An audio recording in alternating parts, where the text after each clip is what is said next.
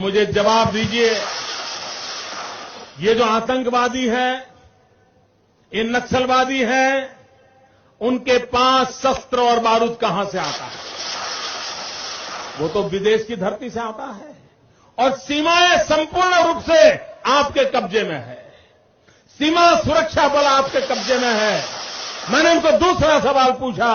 हमने कहा आतंकवादियों के पास धन आता है, हवाले से आता है, पूरा मनी ट्रांजैक्शन का कारोबार भारत सरकार के कब्जे में है, आरबीआई के अंडर में है, बैंकों के माध्यम से होता है। क्या प्रधानमंत्री आप इतनी निगरानी नहीं रख सकते कि ये जो धन विदेश से आकर के आतंकवादियों के पास जाता है आपके हाथ में है, आप उसको क्यों नहीं रोकते हैं? मैंने तीसरा सवाल उनको पूछा कि विदेशों से घुसपैठिए आते हैं, घुसपैठिए आतंकवादियों के रूप में आते हैं, आतंकवादी घटनाएं करते हैं, भाग जाते हैं।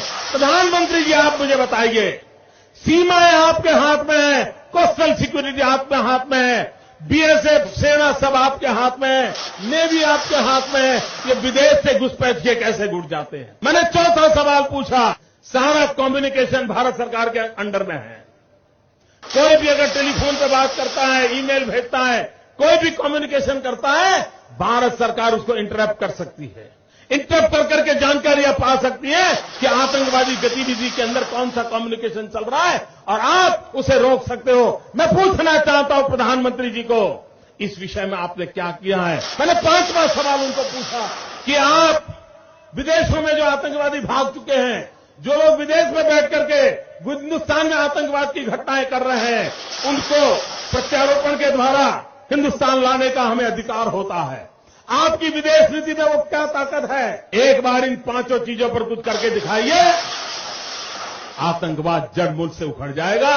राज्यों के अधिकार हथिया करके राजनीति के करने के खेल छोड़ दीजिए। भाइयों बहनों, दिल्ली की सल्तनत के पास मेरे इन सवालों के जवाब नहीं है। दिल्ली की सरकार में वो सीना नहीं है, 46 इंच का सीना लगता है दोस्तों, तब जाकर